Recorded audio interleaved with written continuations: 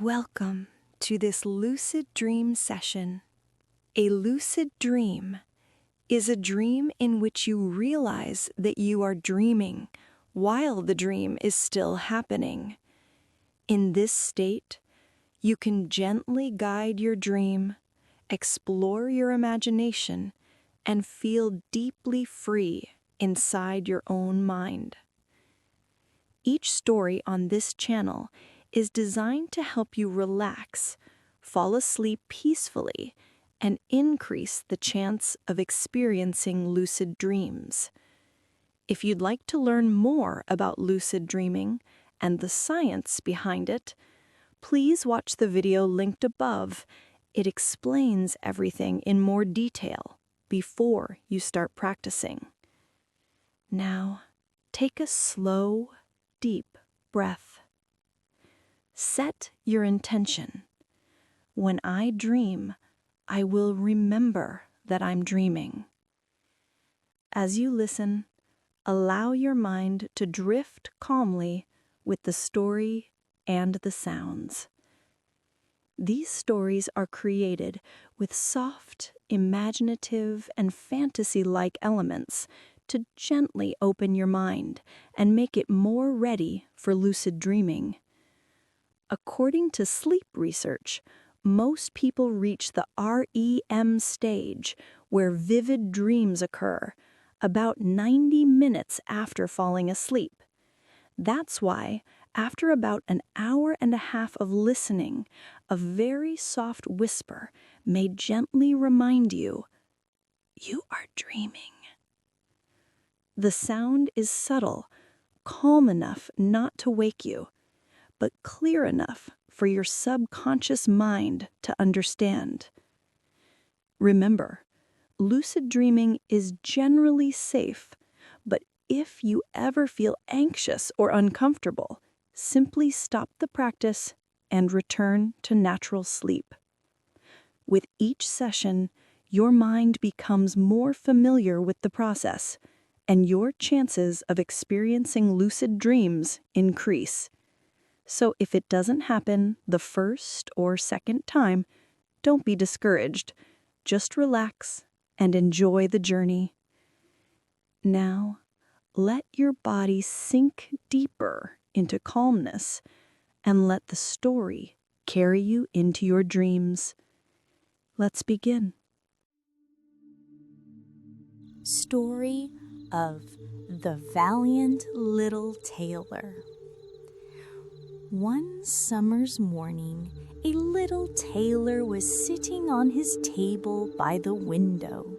He was in good spirits and sewed with all his might.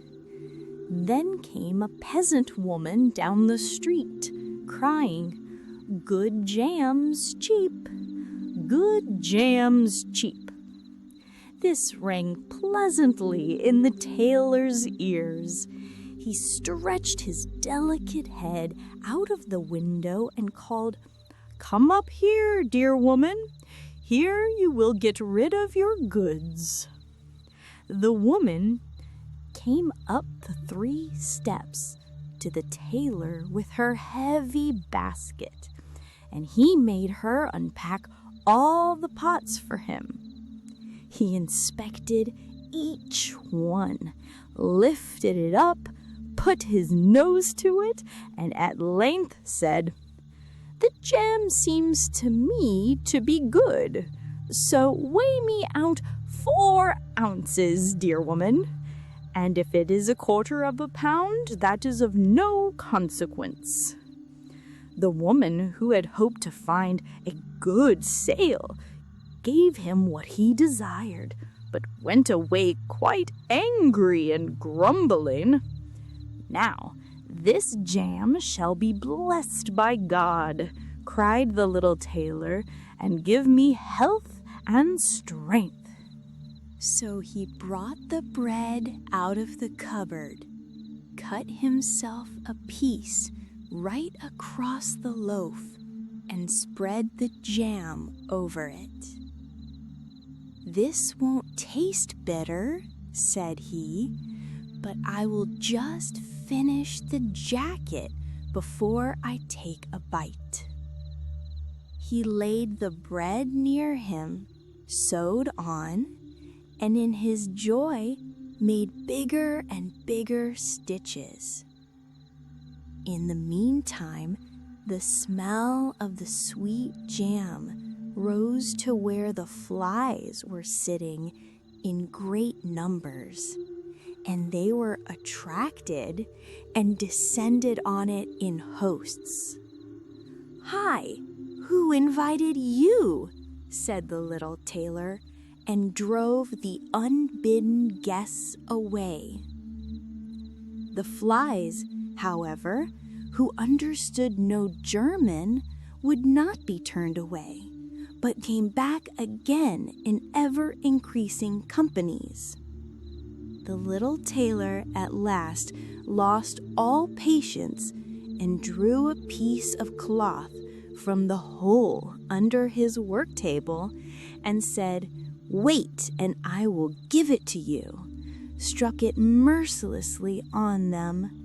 When he drew it away and counted, there lay before him no fewer than 7, dead and with legs stretched out.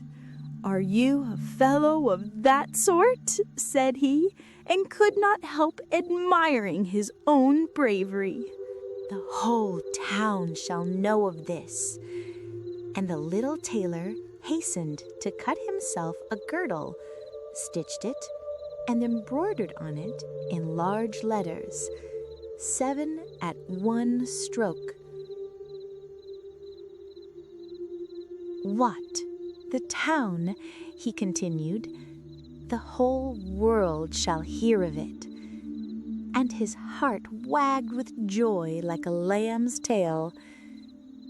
The tailor put on the girdle and resolved to go forth into the world, because he thought his workshop was too small for his valor.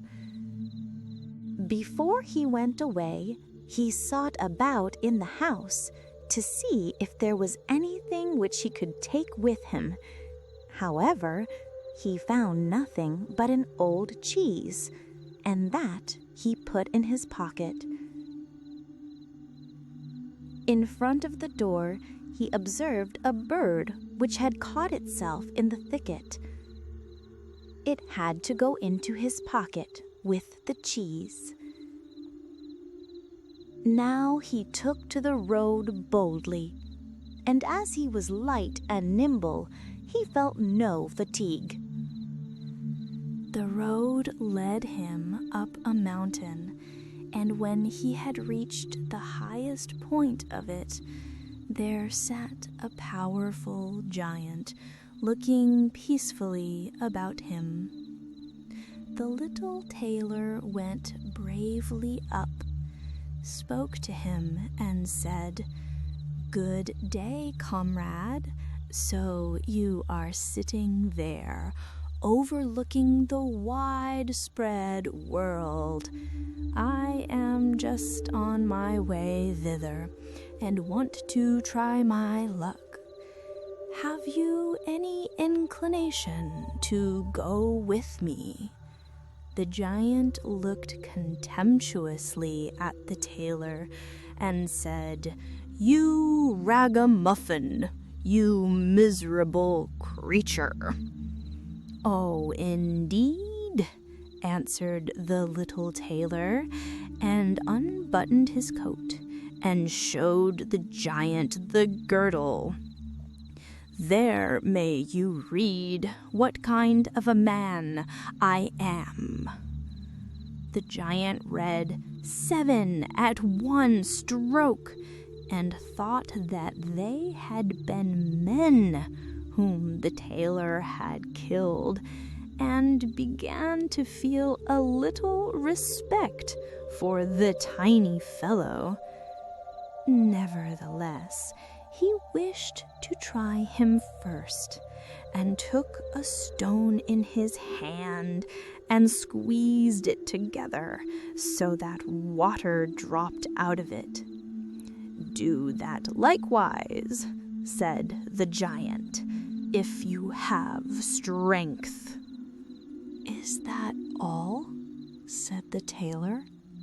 "That is child's play with us," and put his hand into his pocket, brought out the soft cheese, and pressed it until the liquid ran out of it. "Faith," said he, "that was a little better, wasn't it?" The giant did not know what to say, and could not believe it of the little man. Then the giant picked up a stone and threw it so high that the eye could scarcely follow it. "Now, little mite of a man, do that likewise." "Well thrown," said the tailor, "but after all, the stone came down to earth again. I will throw you one which shall never come back at all." And he put his hand into his pocket, took out the bird, and threw it into the air. The bird, delighted with its liberty, rose, flew away, and did not come back. "How does that shot please you, comrade?" asked the tailor. "You can certainly throw," said the giant. "But now we will see if you are able to carry anything properly." He took the little tailor to a mighty oak tree, which lay there felled on the ground, and said, "If you are strong enough, help me to carry the tree out of the forest." "Readily," answered the little man. "Take you the trunk on your shoulders, and I will raise up the branches and twigs. After all, they're the heaviest." The giant took the trunk on his shoulder, but the tailor seated himself on a branch, and the giant, who could not look round, had to carry away the whole tree, and the little tailor into the bargain. He behind was quite merry and happy, and whistled the song, "Three tailors rode forth from the gate," as if carrying the tree were child's play. The giant, after he had dragged the heavy burden part of the way, could go no further, and cried, "Hark you, I shall have to let the tree fall." The tailor sprang nimbly down, seized the tree with both arms, as if he had been carrying it, and said to the giant, "You are such a great fellow, and yet cannot even carry the tree?" They went on together, and as they passed a cherry tree, the giant laid hold of the top of the tree where the ripest fruit was hanging, bent it down, gave it into the tailor's hand, and bade him eat. But the little tailor was much too weak to hold the tree, and when the giant let it go, it sprang back again, and the tailor was tossed into the air with it. When he had fallen down again without injury, the giant said, "What is this? Have you not strength enough to hold the weak twig?" "There is no lack of strength," answered the little tailor. "Do you think that could be anything to a man who has struck down 7 at one blow? I leaped over the tree because the huntsmen are shooting down there in the thicket. Jump as I did, if you can do it." The giant made the attempt, but he could not get over the tree and remained hanging in the branches. So that in this also the tailor kept the upper hand. The giant said, "If you are such a valiant fellow, come with me into our cavern and spend the night with us." The little tailor was willing and followed him.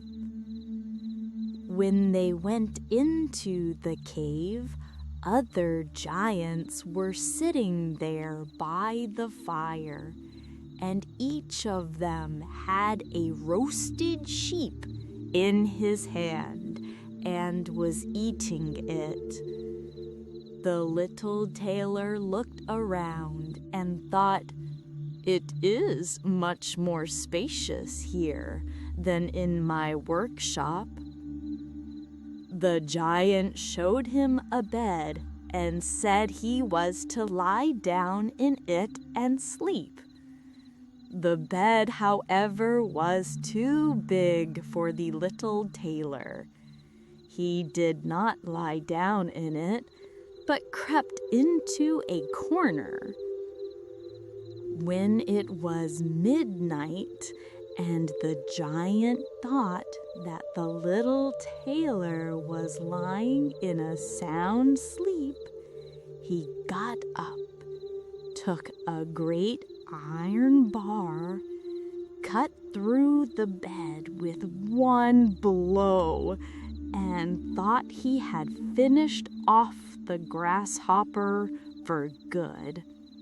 With the earliest dawn, the giants went into the forest and had quite forgotten the little tailor, when all at once he walked up to them quite merrily and boldly. The giants were terrified. They were afraid that he would strike them all dead, and ran away in a great hurry. The little tailor went onwards, always following his own pointed nose. After he had walked for a long time, he came to the courtyard of a royal palace, and as he felt weary, he lay down on the grass and fell asleep. Whilst he lay there, the people came and inspected him on all sides and read on his girdle, 7 at one stroke. "Ah," said they, "what does the great warrior want here in the midst of peace? He must be a mighty lord." They went and announced him to the king, and gave it as their opinion that if war should break out, this would be a weighty and useful man who ought on no account to be allowed to depart. The counsel pleased the king, and he sent one of his courtiers to the little tailor to offer him military service when he awoke. The ambassador remained standing by the sleeper, waited until he stretched his limbs and opened his eyes, and then conveyed to him this proposal. "For this very reason have I come here," the tailor replied. "I am ready to enter the king's service." He was therefore honorably received, and a special dwelling was assigned him. The soldiers, however, were set against the little tailor, and wished him 1,000 miles away. "What is to be the end of this?" they said amongst themselves. "If we quarrel with him, and he strikes about him, 7 of us will fall at every blow. Not one of us can stand against him." They came, therefore, to a decision, betook themselves in a body to the king, and begged for their dismissal. "We are not prepared," they said, "to stay with a man who kills 7 at one stroke." The king was sorry that for the sake of one he should lose all his faithful servants, wished that he had never set eyes on the tailor, and would willingly have been rid of him again. But he did not venture to give him his dismissal, for he dreaded lest he should strike him and all his people dead, and place himself on the royal throne. He thought about it for a long time, and at last found good counsel. He sent to the little tailor and caused him to be informed that as he was a great warrior, he had one request to make to him. In a forest of his country lived 2 giants, who caused great mischief with their robbing, murdering, ravaging, and burning, and no one could approach them without putting himself in danger of death. If the tailor conquered and killed these 2 giants, he would give him his only daughter to wife, and half of his kingdom as a dowry. Likewise, 100 horsemen should go with him to assist him. "That would indeed be a fine thing for a man like me," thought the little tailor. "One is not offered a beautiful princess and half a kingdom every day of one's life." "Oh, yes," he replied, "I will soon subdue the giants, and do not require the help of the 100 horsemen to do it. He who can hit 7 with one blow has no need to be afraid of 2. The little tailor went forth, and the 100 horsemen followed him. When he came to the outskirts of the forest, he said to his followers, "Just stay waiting here. I alone will soon finish off the giants." Then he bounded into the forest and looked about right and left. After a while, he perceived both giants. They lay sleeping under a tree and snored so that the branches waved up and down.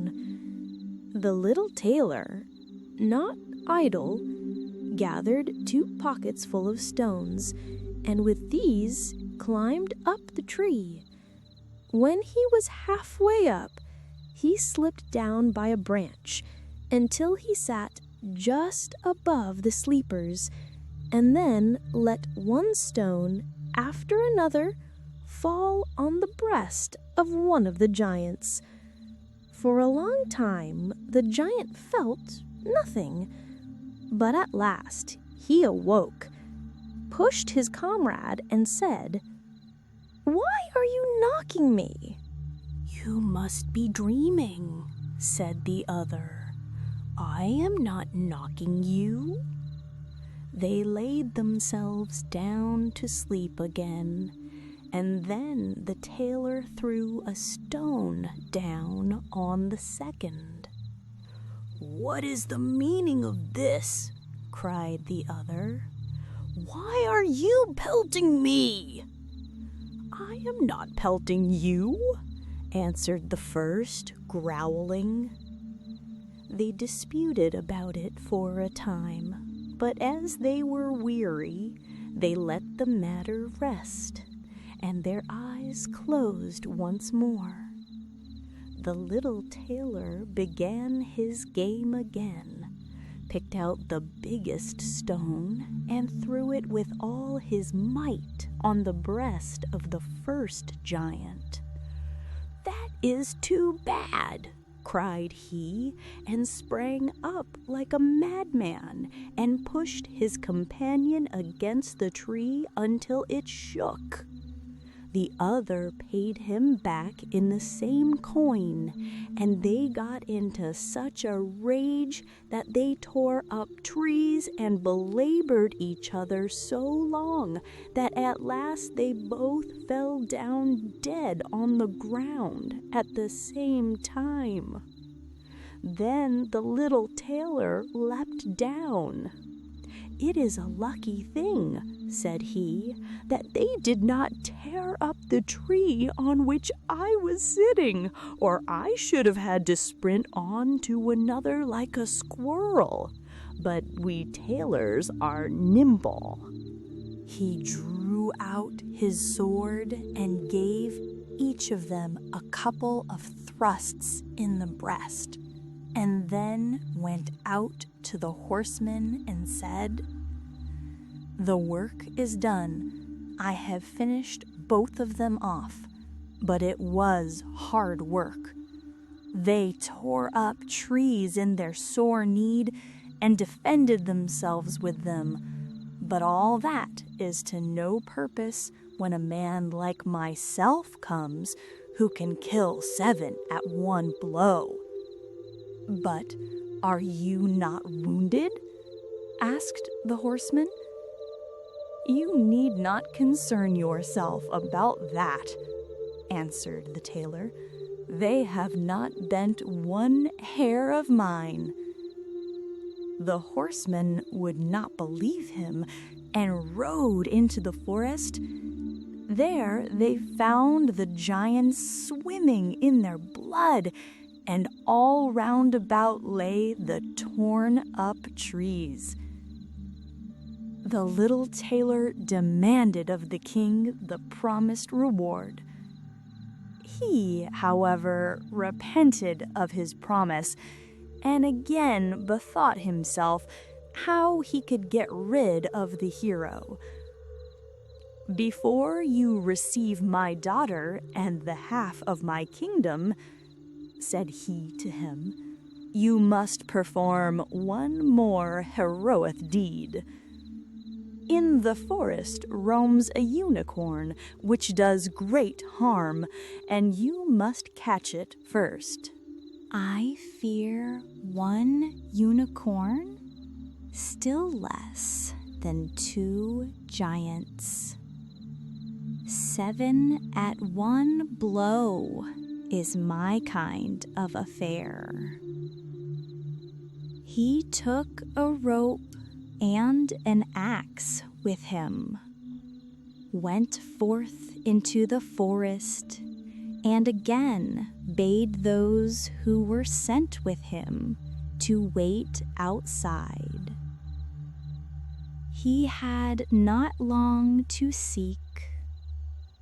The unicorn soon came towards him and rushed directly on the tailor, as if it would gore him with its horn without more ado.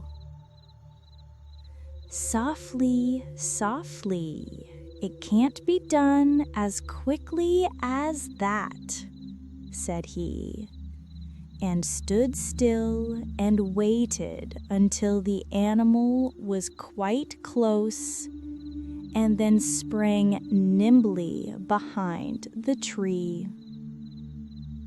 The unicorn ran against the tree with all its strength, and stuck its horn so fast in the trunk that it had not the strength enough to draw it out again, and thus it was caught.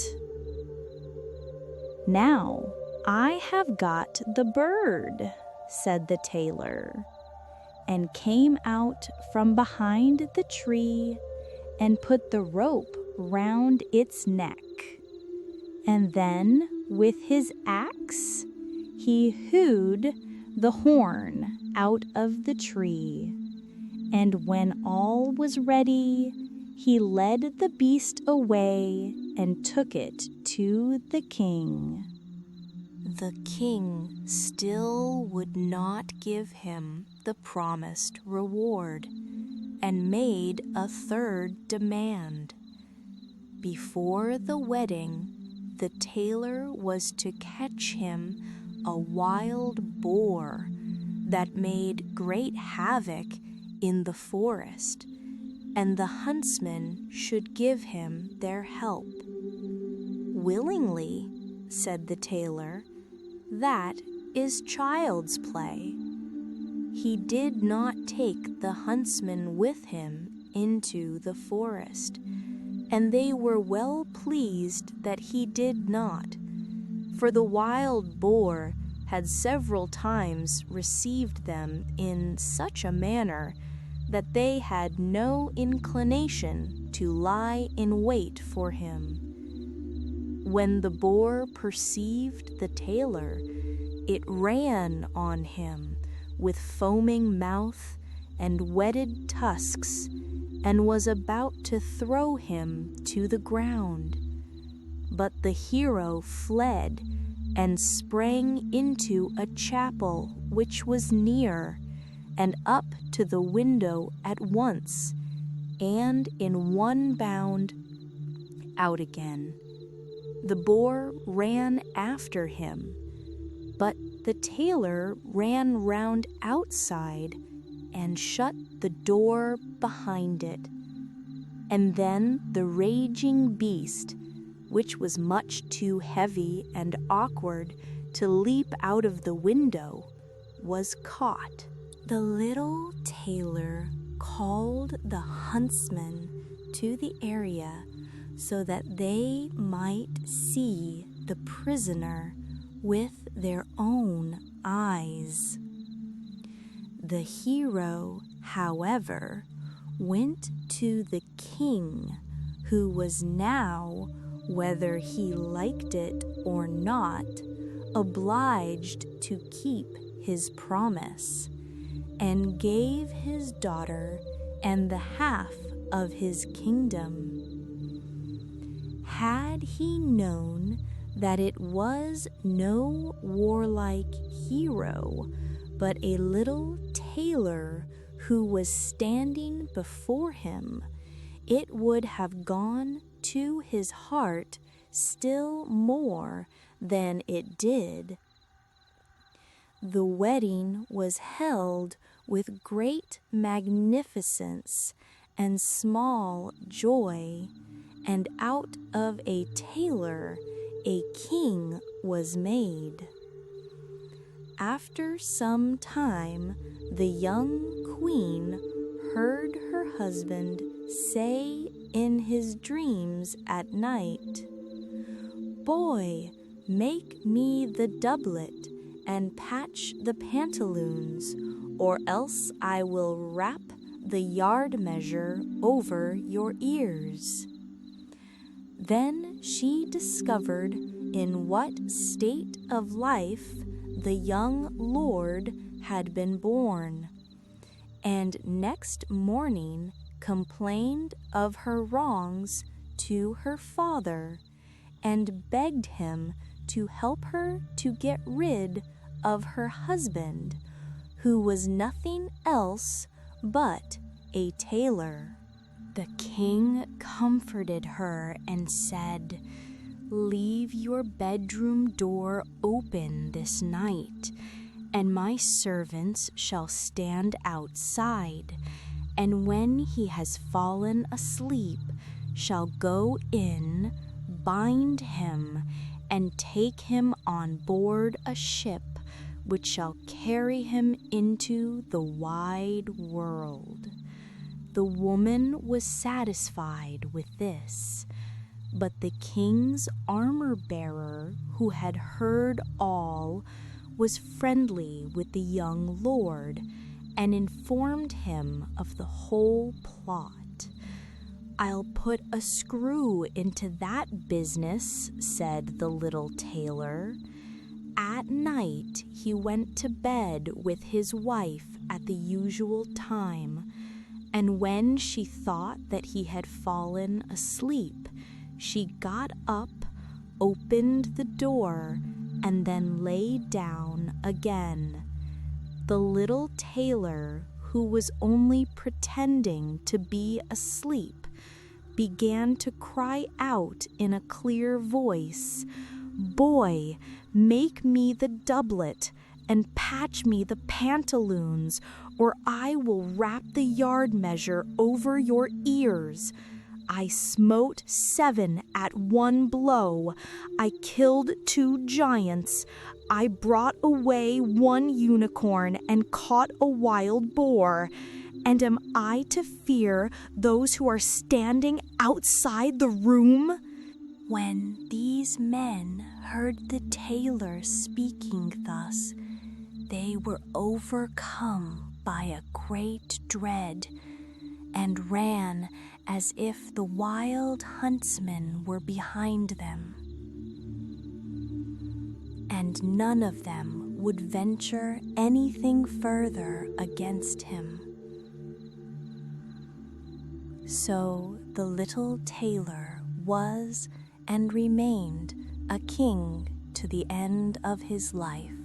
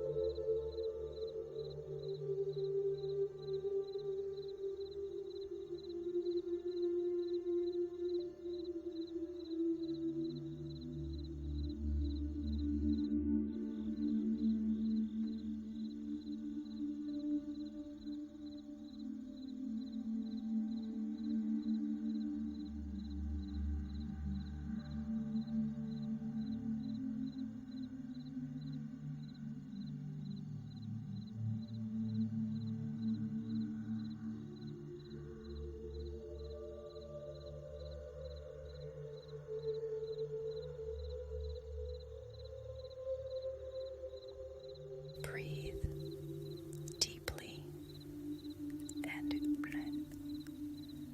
go. Allow your body to sink into stillness as your mind drifts toward peaceful sleep.